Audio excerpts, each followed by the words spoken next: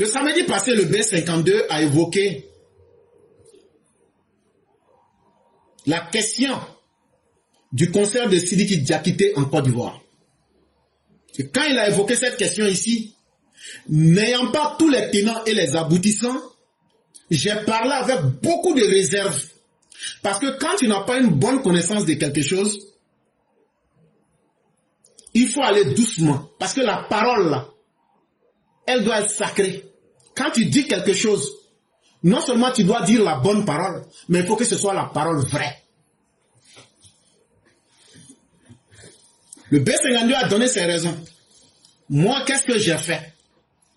Samedi, dimanche et puis aujourd'hui, lundi, là, j'ai pris mon temps. J'ai fait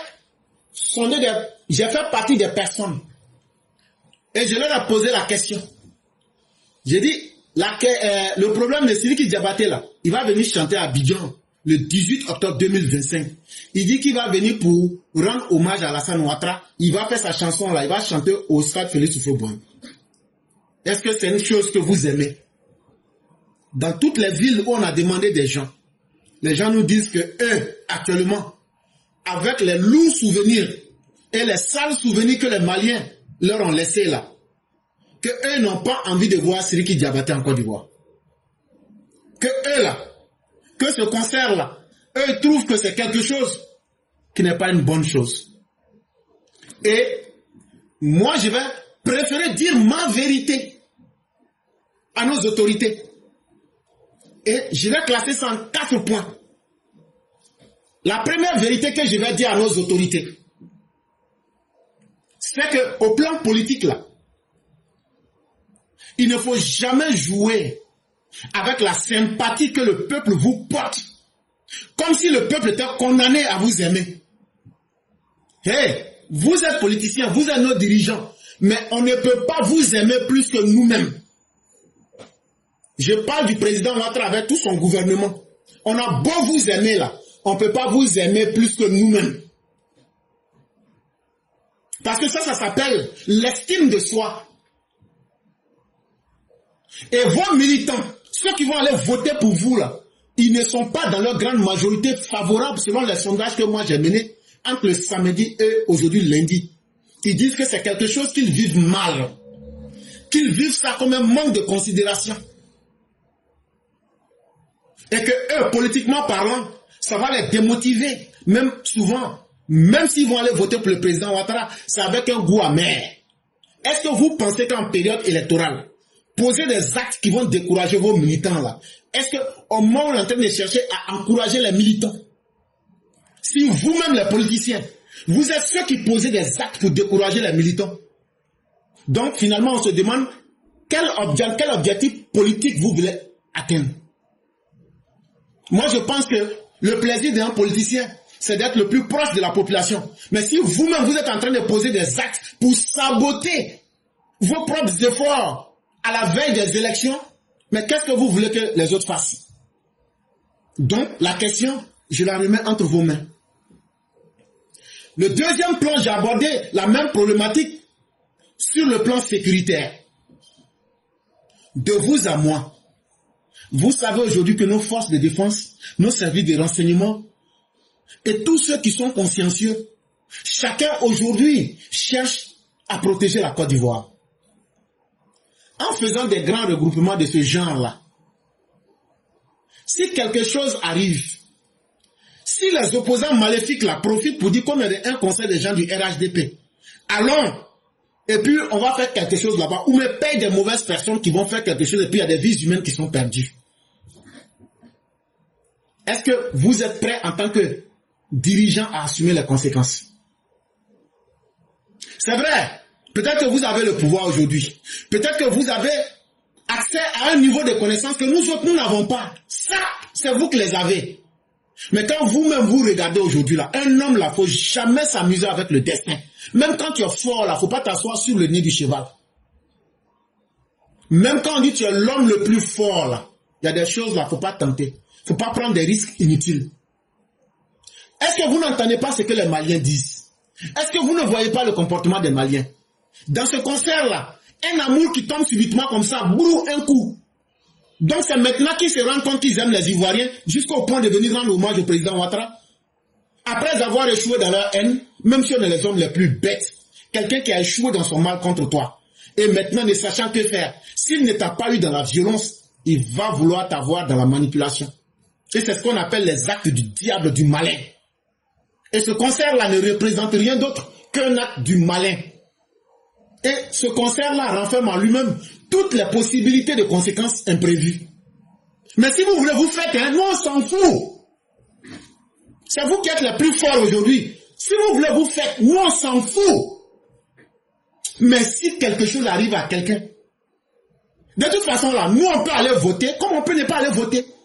Grâce à ce concert-là, on m'a dit à nos parents, si vous n'êtes pas contents, ne votez pas.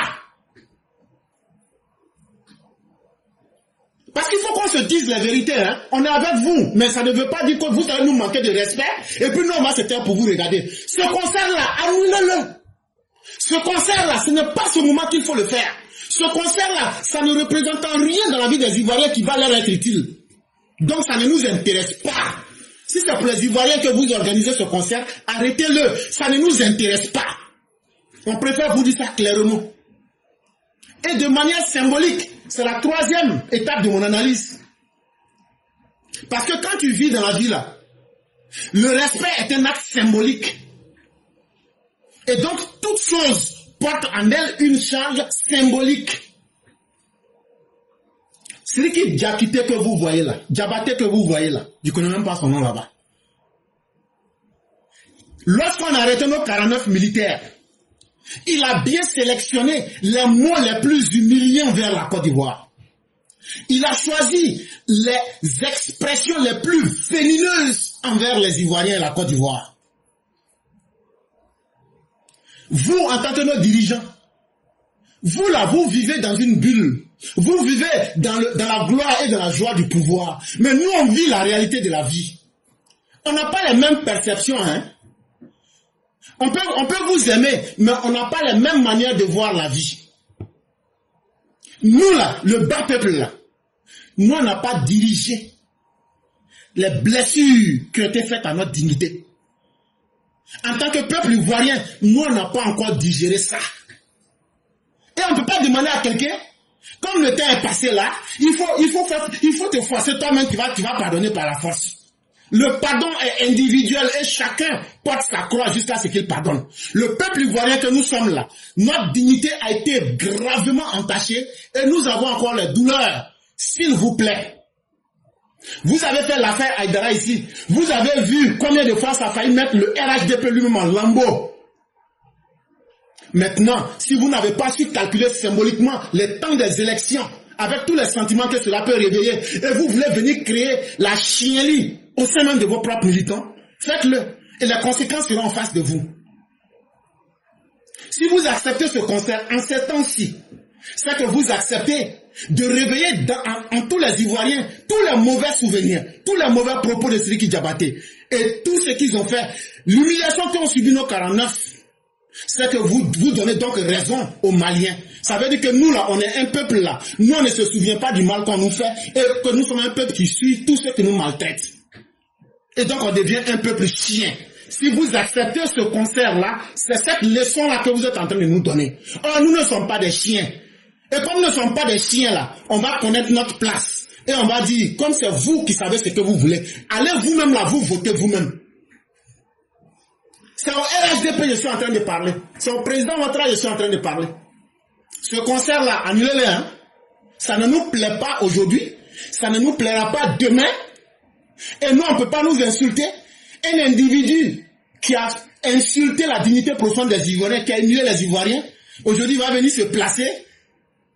Et il ne faudrait pas que la première dame se fasse complice des sabotages de la dignité des Ivoiriens. Après, je vais découper ça, la mettre sa photo avec elle, son mari. Ne vous rendez pas complice des sabotages de la dignité des Ivoiriens. Cela risque d'être très, très, très mal perçu. Et cela va créer des sentiments négatifs au sein même des bases militantes. Si on vous dit clairement les choses comme ça, là, après vous faites ce que vous voulez. Mais un homme là, on dit, on peut te tromper pour te donner une nourriture. tu peux dire que tu t'es trompé. Mais une parole qui t'est destinée là, quand la parole t'atteint là, tu ne peux pas dire que c'est les autres. Ce que ces gens-là nous ont montré, et ce que ces gens continuent de nous montrer, nous, on doit connaître notre place. Et si vous, nos dirigeants, c'est vous qui devrez nous humilier toujours pour nous remettre aux ennemis, finalement on se demande, où est-ce que vous voulez nous emmener? Afou Keïta est au pays ici. On peut faire notre concert avec elle. Il y a beaucoup d'artistes ici. DJ Senoufo est là. On peut faire notre concert avec lui. On a nos enfants ivoiriens. Eux peuvent rendre hommage au président Ouattara. Et ça sert à quoi d'aller enrichir des gens qui ne vont jamais nous aimer alors que nous avons nos artistes ici qui nous sont fidèles? À quoi ça sert? Il y a quel acte d'intelligence dans cet acte que vous posez? Parce que la vérité, il faut se la dire. Ce n'est pas du tout intelligent. Toi, tu es là, tu enrichis ton ennemi et la personne, chaque fois, te plante le couteau dans le dos. Alors que les Afou Keïta sont là, les DJ Senoufo sont là, ils n'ont jamais rien demandé.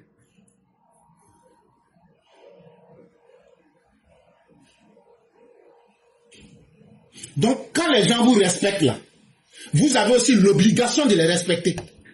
Le respect doit être mutuel. Monsieur le Président, Madame la Première Dame, nous vous aimons, nous vous prenons comme nos parents. Mais cela ne peut pas nous empêcher de vous dire la vérité. Parce que, de la même manière que nous avons l'obligation de vous respecter en tant que nos parents, vous aussi, vous avez l'obligation de nous respecter pour ne pas que nous devenions les objets d'humiliation de nos ennemis. Mais si vous-même, vous renforcez vos ennemis, vous vilipendez les artistes qui vous aiment et qui ne vous demandent rien, mais vous renforcez les ennemis. Demain, quand ils vont venir nous insulter là, c'est qui devient le dindon de la farce? Si vous faites ce concert-là, vous êtes en train de valider que ceux qui vous suivent ne sont rien. Et ça sera très mal perçu par nos bases militantes et par les Ivoiriens.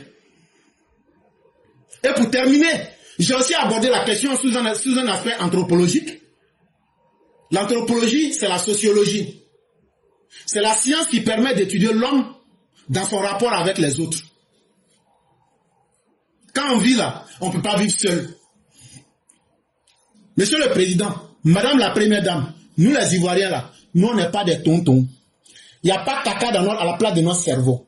On n'est pas des idiots. Les Maliens, les Burkinabés, c'est qu'est-ce qu'ils ne font pas et qu'est-ce qu'ils ne disent pas aujourd'hui sur les Ivoiriens.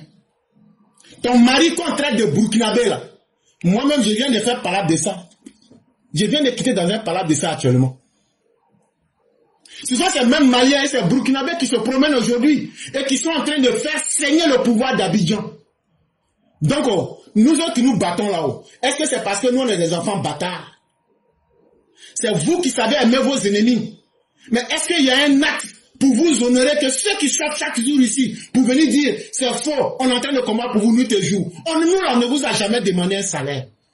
Mais vous allez aller payer un ennemi malien pour l'enrichir, pour aller encore aider le pouvoir d'Assimi Goïta. C'est que c'est vous-même qui êtes en train de continuer à vous foutre de nous. C'est que ce n'est plus les Maliens, ce n'est plus les Burkinabés. Toi, quelqu'un, on est en train de faire ton palabre nuit et jour.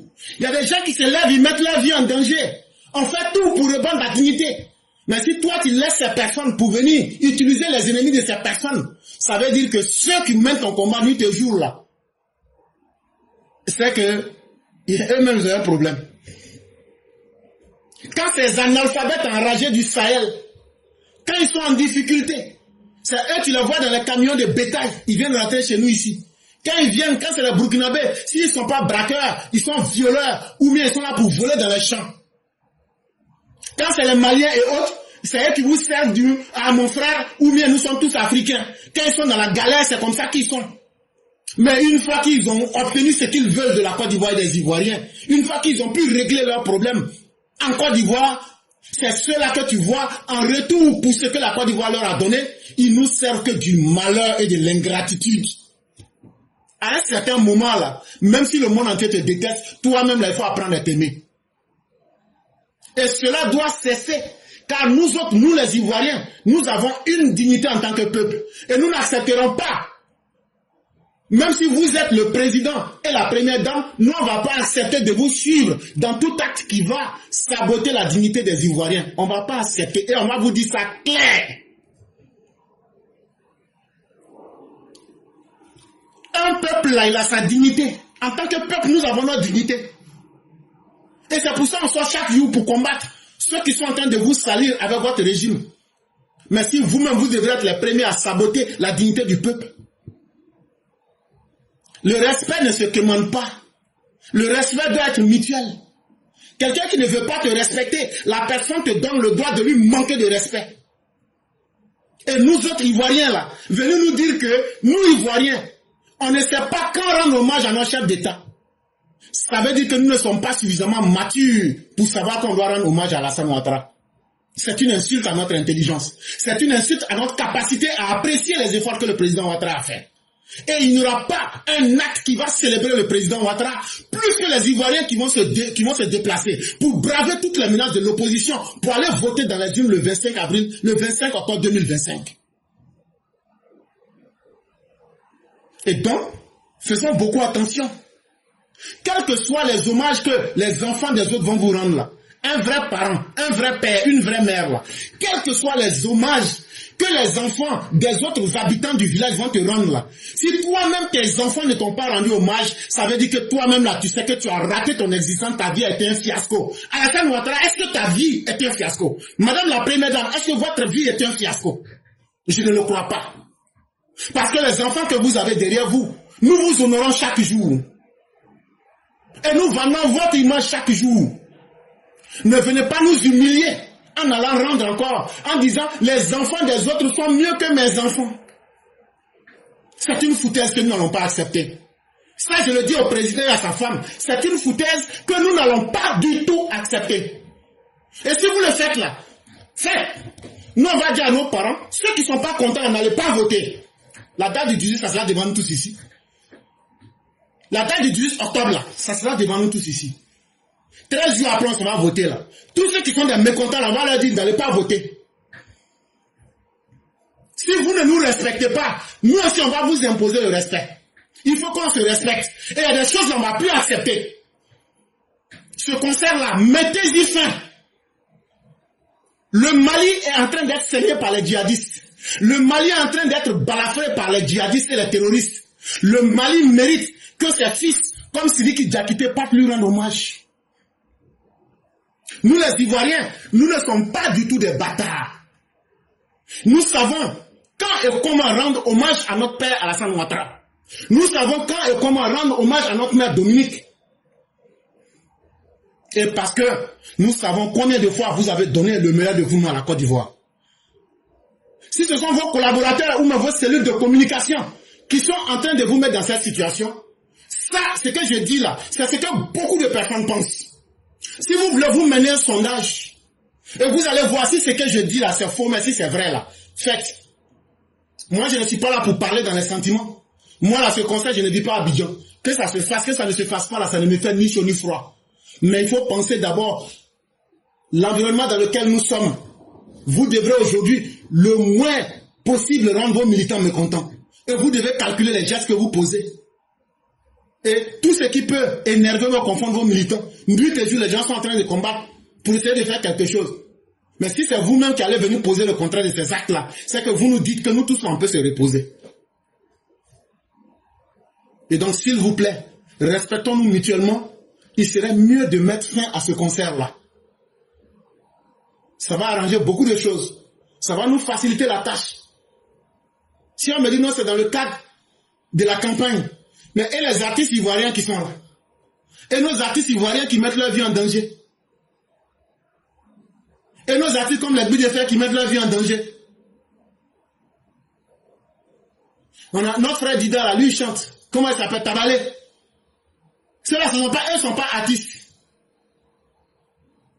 Notre maman la Baoulé là, Antoinette Conan, eux ne sont pas artistes. Afou Keita n'est pas artiste. DJ Senouveau n'est pas artiste. Donc ça veut dire que vous, vos enfants sont incapables de vous rendre hommage. Ça veut dire que vous avez mis des enfants maudits, des enfants qui ne sont rien sur la terre. Si ton plaisir c'est d'attendre que les enfants des autres viennent te rendre hommage, ça veut dire que tes enfants échouent dans leur vie. Or, nous savons que nous n'avons pas échoué. Et s'il vous plaît, ne faites pas ce concert. C'est vrai, j'ai écouté l'édito et j'ai mal. Parce que j'ai écouté, j'étais sur un live et il y a quelqu'un qui t'avait demandé d'expliquer l'Ivoirien nouveau. Est-ce que cette histoire d'Ivoirien nouveau là se limite aux citoyens lambda ou bien l'objectif du président c'est de transformer même ses collaborateurs en Ivoiriens nouveaux? Parce qu'avec l'édito, tu viens de faire un ministre qui se permet, par son pouvoir, de, comme ça, libérer certaines personnes. Alors que le poids même du treillis est interdit en Côte d'Ivoire, ça fait des années. Mais si le poids du treillis est interdit, ça fait des années. Et on dit dans une société, personne ne doit ignorer la loi.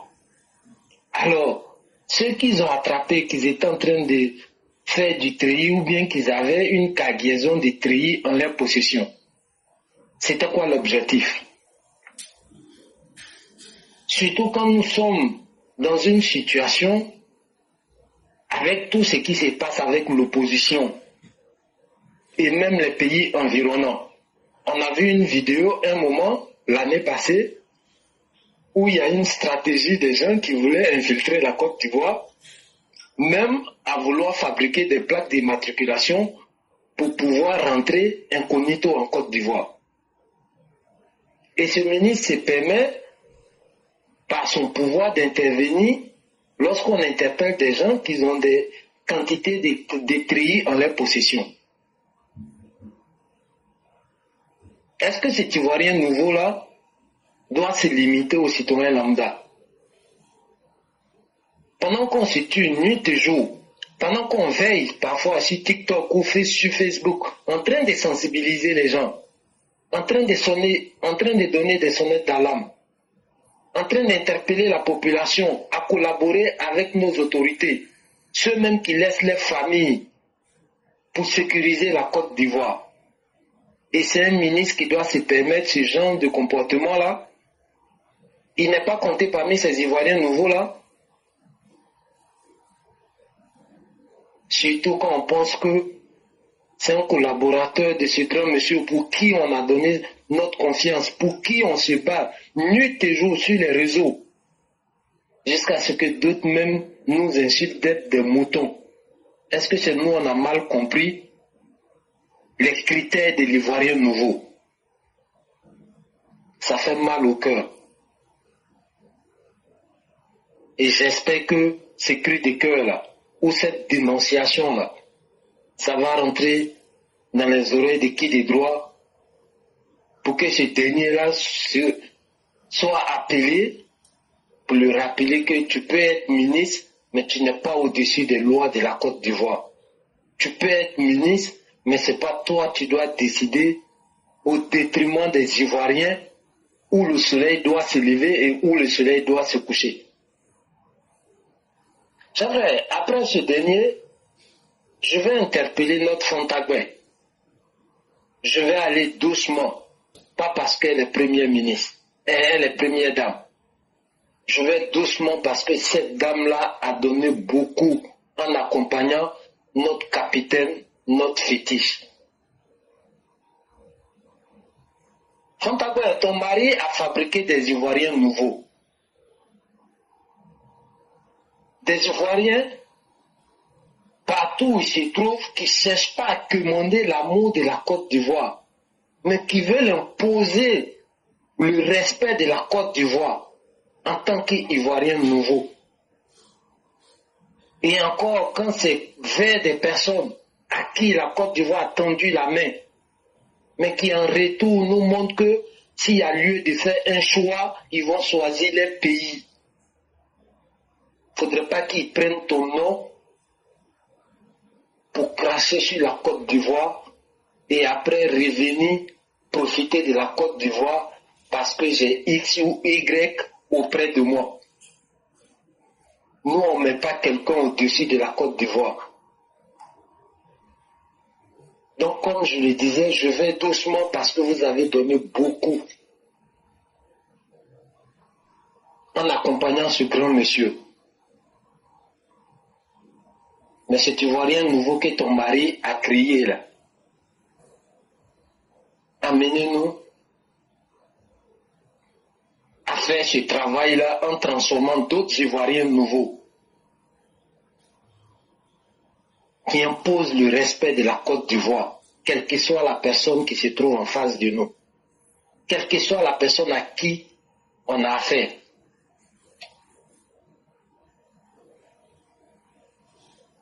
Respectez ceux qui se reconnaissent en votre pays, en votre mari.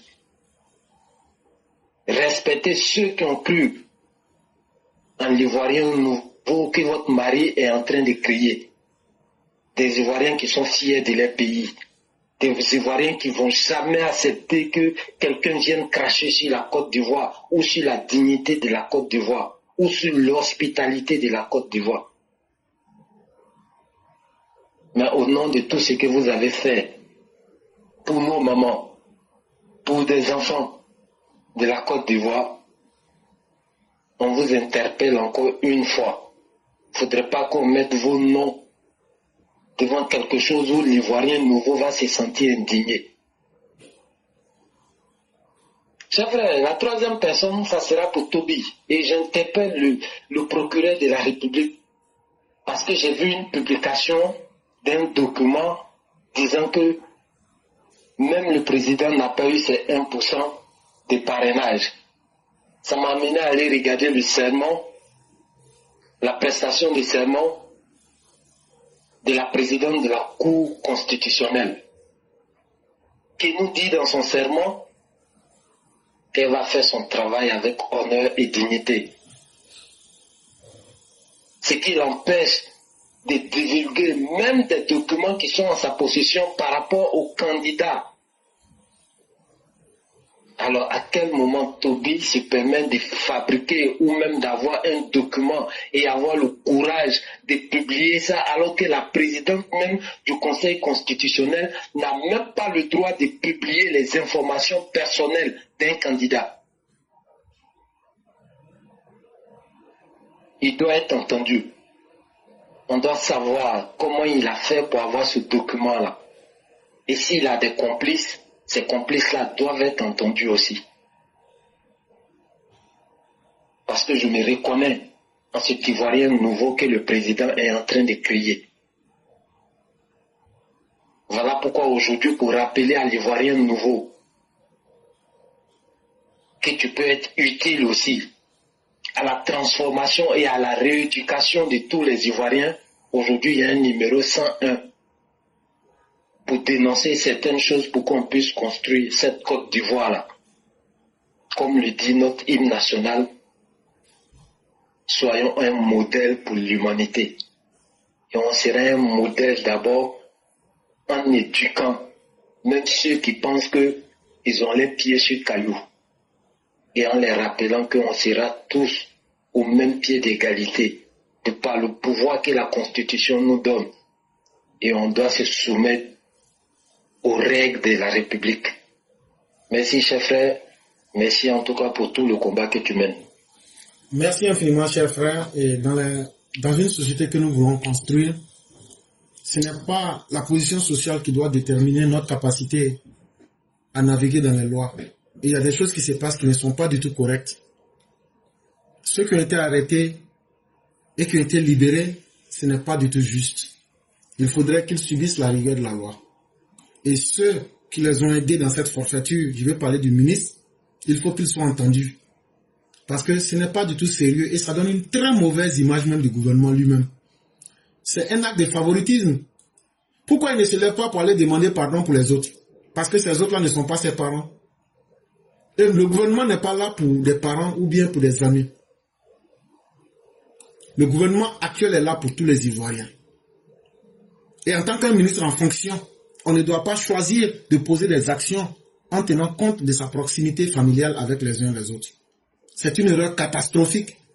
Et il serait mieux que pour laver l'image du gouvernement et de nos dirigeants que ces personnes-là, tout le monde connaît la loi en Côte d'Ivoire, nul n'est censé ignorer la loi, doivent repartir en prison. C'est le minimum quand même. Bon, s'ils veulent, ils peuvent ne pas le faire. Hein. Mais en tout cas, les Ivoiriens savent lire entre les lignes et les Ivoiriens sauront apprécier chaque action à sa juste valeur. Vraiment, merci beaucoup, chers frères. On va vous souhaiter une excellente soirée avec toute la grâce de Dieu. Oui, éclaireur, je vais me prononcer aussi sur l'idée du concert là de Sidiki Diakité, et puis après, à la fin, je vous poserai une question par rapport aux élections dans l'AES. Si nos élections, voilà, j'arrive. Donc, je vais y aller avec cette histoire de concert. J'aimerais que vraiment les organisateurs potentiels, ceux qui souhaitent organiser le concert pour Sidiki Diakité, fassent preuve de bon sens. Parce que nous sommes dans une période très sensible et à moins d'une semaine des élections, où tout le monde, on sera tous concentrés sur la campagne, on ne peut pas admettre que les gens viennent se regrouper ou dans un stade qui se trouve en plein plateau. Non, ce n'est pas possible. Parce que le risque zéro n'existe pas. Voilà. Quand il y a eu les attaques de Grand Bassam en 2016 déjà, on n'était pas à ce niveau de tension. Et pourtant, les terroristes ou bien les agresseurs sont venus du Mali. On le sait très bien. Donc, pendant le concert, faut pas se voiler la face. Ils vont venir nombreux, ils vont rester, ils vont saccager le stade et il y aura des débordements. Est-ce qu'on pourra contenir tout ce monde-là? Est-ce qu'on pourra gérer tout ce monde-là? Et après, qu'est-ce qui va se passer? Si jamais les gens ne quittent pas les lieux, si jamais ils commettent toutes sortes de dégâts, est-ce qu'on pourra gérer et puis après organiser des élections? Non, ça va pas être possible.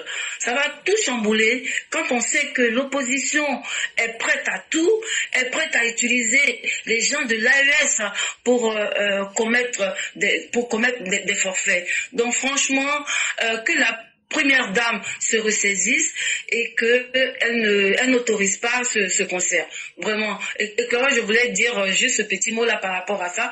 Maintenant, la question que j'aimerais vous poser, je me pose la question de savoir si les élections pourront se tenir dans l'AES. Quand on sait les tensions qui existent entre la Côte d'Ivoire et surtout le Burkina Faso, voilà, est-ce qu'on pourrait pas arriver à un incident diplomatique, parce que les élections pourraient ne pas se tenir. Les Ivoiriens résidant dans l'AES pourraient être empêchés de voter. Voilà, c'est ma préoccupation. Je me pose cette question. Je ne sais pas si vous avez une réponse. Merci beaucoup. Écoutez, cher mère, la réponse elle est très simple. Hein?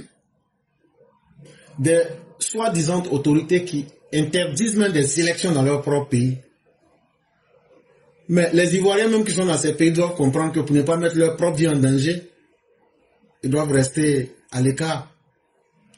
Parce que ce serait quelque chose, c'est comme quand tu dis à la maison chez toi, j'interdis à mes enfants de commettre un tel acte, mais les enfants qui sont sous ta garde, qui ne sont pas tes propres enfants, commettent les mêmes actes. Qu'est-ce que tu veux? Ça ne fera qu'inciter tes enfants à te demander des comptes. Mais pourquoi les enfants qui sont les enfants des autres, mais ils sont à la maison, toi tu leur permets de faire ça? Et je crois que c'est quelque chose, en tout cas pour moi, ça ne m'intéresserait même pas de voir des élections au Mali et au Burkina. Et pourquoi? Je vais un peu plus loin même. Parce que Wagner, les Russes sont dans ces pays-là, ils pourraient avoir accès au matériel de la CEI. Et qu'est-ce qu'ils peuvent en faire? Quand moi je pense un peu, peut-être que moi je suis un peu paranoïaque, je me dis qu'il est mieux même qu'on ne puisse pas accepter d'organiser des élections dans ces pays-là pour ne pas que ces manipulateurs d'élections aient accès aux appareils de la CEI. Parce qu'à partir d'un seul appareil, parce que vous savez que les appareils sont connectés pour la mise à jour et autres. Et ça va faciliter ce que nous craignons le plus. Ils vont pouvoir accéder à notre système et pouvoir paralyser même la CEI ou bien toute forme d'institution. Et pour ces raisons-là, même cher maire, je dis même qu'il serait mieux de ne même pas organiser d'élections dans ces pays-là. Un, pour sauver la vie de nos Ivoiriens qui sont là-bas. Deux, pour ne pas aussi que les Russes aient accès à nos matériels électroniques et pouvoir entrer dans le système des élections en Côte d'Ivoire. Et donc pour moi-même, c'est quelque chose, même si c'était possible, je souhaite qu'on ne le fasse même pas dans ces pays-là. Le Mali, le Burkina, le Niger, je souhaite qu'aucun matériel de la CEI ne soit convoyé dans ces pays. Et je pense que ça pourrait nous aider à nous mettre à l'abri de certaines surprises indésirables. Ok. Donc j'ai bien compris, ça c'est rassurant. Si vraiment on arrivait à priver, on va dire, contre nous, les Ivoiriens résidant dans l'AES de voter, même s'ils devaient le faire dans les ambassades, ça serait une mesure un peu qui nous protégerait vraiment. Merci beaucoup, éclaireur, c'était tout. Il n'y a pas de problème, c'est nous qui vous disons merci. Et surtout, votre question aura permis à certains de comprendre certaines choses. Et on espère aussi que nos positions, si les gouvernants trouvent quelque chose d'utile, ça pourrait quand même les servir. Et vraiment, merci à vous. Je vous en prie. Bonne soirée, bonne suite d'émission à tout le monde. À vous pareil. Professeur éclaireur, concernant ce conseil de ce petit-là, moi je trouve que le petit-là même, ses organisateurs ou bien ses promoteurs ne l'aiment pas au fait. Parce que chaque fois, il faut qu'ils viennent chauffer nos rognons. Chaque fois, il faut qu'ils viennent avec ce petit-là pour chauffer les rognons des Ivoiriens. Et eux-mêmes, ils oublient qu'en faisant ceci, ils sont en train de faire détester leur artiste. Donc moi-même, je me demande si ces promoteurs même l'aiment au fait, quoi. Parce qu'en ces moments cruciaux que nous avons aujourd'hui en Côte d'Ivoire, les opposants qui sont de l'autre côté en train de menacer pour dire qu'eux, ils seront électeurs, ils seront sur la liste, ils vont prendre le pouvoir. On ne sait pas de comment ils vont le faire. Et lui veut faire ce grand rassemblement-là, un grand rassemblement comme ça qu'au stade Félicia. Est-ce que c'est normal? Lui-même, l'artiste même là, quand il s'assoit là, est-ce que c'est normal? Qu'il demande à ses promoteurs là, est-ce qu'il l'aime vraiment? Parce que, il faut pas oublier que c'est sur le territoire ivoirien. Voilà, comment des Ivoiriens seront au stade. Ça veut dire que si tu es venu faire sur le sol ivoirien, ça veut dire que ce sont les Ivoiriens qui iront au sol, ou bien les Maliens vivants, ou bien les étrangers vivants en Côte d'Ivoire qui iront là-bas. Et actuellement où on est là, on ne sait pas qui est qui actuellement. Est-ce que toi-même là-même, même si les promoteurs te disent on va faire un concert en Côte d'Ivoire, moi je trouve que c'est de la provocation, en fait, quoi. Et vraiment, c'est à nos autorités de voir quoi faire. Parce que moi, pour finir, depuis le problème de Haïdara, là, où j'ai plus Goumet, là, j'ai dit, prends plus Goumet, quoi. Voilà. Donc, c'est à nos autorités de voir si ça les arrange. Si ça, tout qu'on fait là, l'éclaireur, tout ce qu'on est en train de faire là, qui sont les gagnants, c'est eux, non? Voilà. Donc, si ça les arrange, à nous aller, quoi. Franchement. Et vraiment, je vais parler encore, je vais remercier notre chasseur. Voilà, notre très cher chasseur qui a pu détecter ces bandits, ces voyous, ces ennemis du pays là. Vraiment que Dieu lui donne santé, longévité, que Dieu vraiment lui donne tout ce qu'il demande à Dieu parce qu'il a sauvé des vies. C'est des vies qu'il vient de sauver. On lui dit merci. Et c'est cette campagne-là qu'on doit battre dans les contrées de la Côte d'Ivoire. Parce que l'éclaireur, quand on regarde là, c'est pas en Abidjan les affaires vont se passer. Ceux-là savent ce qu'ils font. C'est dans les contrées et c'est à nous, c'est à vous les Ivoiriens qui êtes sur le territoire ivoirien là. C'est vous qui deviez rentrer dans tous les contrées pour faire la sensibilisation. Parce que ce chasseur-là a été vraiment un homme de Dieu. Sinon, imaginons que c'était un chasseur opposant qui était parti trouver qui les voir. Mais il allait être content, il n'allait rien dire. Mais c'est Dieu qui a voulu que ce soit un monsieur qui aime la vie, qui aime la protection de la vie des autres, qui allait les voir. Vraiment, on va le féliciter, on lui dit merci, que vraiment tout le monde soit vigilant. Je suis content de l'équipe qui vient de parler, là où tu nous as parlé des différents numéros à appeler là. Franchement, et que les agents soient vraiment des gens qui ont envie de travailler, qui vont répondre au téléphone des gens, qui vont vraiment être là pour ça, parce que l'éclairage, j'ai été victime de ça à Abidjan, j'ai appelé fatigué, personne n'a décroché. Donc j'espère que ce qu'on a pris, cette nouvelle équipe, sera une équipe vraiment qui a envie de travailler. C'est ça qui nous fatigue en Côte d'Ivoire. Les gens ne veulent pas travailler, mais ils aiment l'argent. Travaillez pour avoir votre argent. Quand on te dit de faire un boulot, il faut faire le travail comme il faut. Et tu verras, toi-même tu seras récompensé par Dieu et par les humains aussi. Merci l'éclaireur, que Dieu protège la Côte d'Ivoire, que Dieu protège papa de tous ceux qui l'entourent. Et vraiment, excellente semaine à tous, que Dieu nous couvre tous. Et Inch'Allah, le combat aboutira par la grâce d'Allah parce qu'il y a Dieu dedans. Merci l'éclaireur, je m'arrête là. Merci beaucoup, cher maire. Merci encore des conseils que vous donnez. Parce que figurez-vous les opposants qui sont animés de très mauvaises intentions. Figurez-vous que aucun Ivoirien n'est au stade, mais que ce soit des Maliens. Et que ces opposants-là, par mauvaise intention, commettent du mal et des Maliens meurent en Côte d'Ivoire. Est-ce que les Maliens ne peuvent pas se saisir de ça pour créer des troubles en Côte d'Ivoire? Est-ce qu'on pourra aller aux élections? Donc souvent, le bon sens veut qu'il y a certains actes avant de les poser, il faut aussi regarder un peu les conséquences. Mais bon, s'ils estiment que c'est la meilleure chose qu'ils peuvent organiser, qu'ils le fassent. Mais ça ne sera pas du goût des Ivoiriens. Et on ne peut que assister. C'est eux aujourd'hui qui sont les plus forts. Et on va regarder ce qu'ils peuvent faire. Maintenant, ce qui concerne les Ivoiriens et les populations elles-mêmes, n'ayez point peur. Mais il faut que chacun s'implique dans la sécurité pour protéger sa propre vie. Ton quartier là, si tu vois quelque chose ou quelqu'un qui n'a pas l'habitude d'être là, que tu vois cette personne-là, est-ce que toi tu ne peux pas prêter attention à ces personnes mal intentionnées et puis essayer de les signaler? Quelqu'un là dans le quartier, il vient raconter des histoires pour effrayer les gens.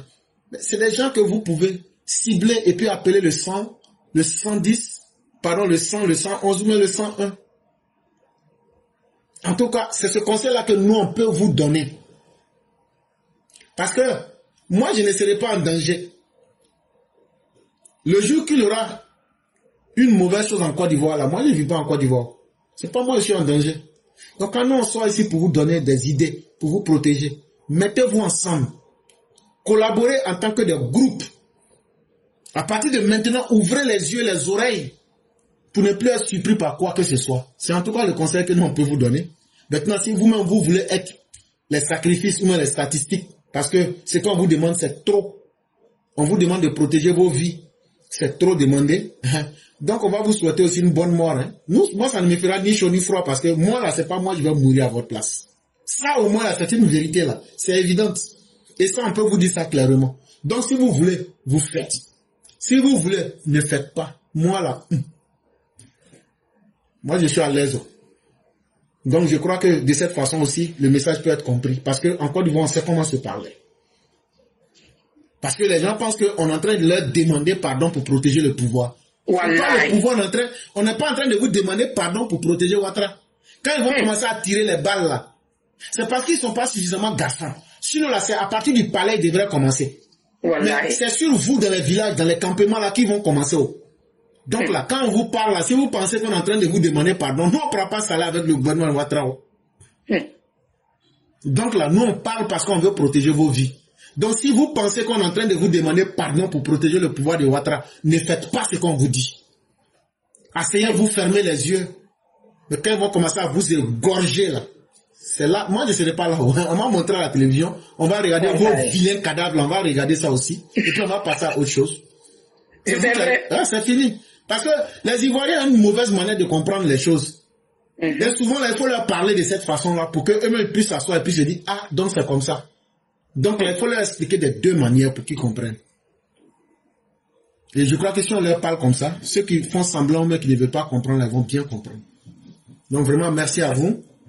Et on va vous souhaiter une excellente soirée avec toute la bonté divine. Amin, amin, amin. Merci, professeur. Merci beaucoup. Inch'Allah, demain. Merci beaucoup.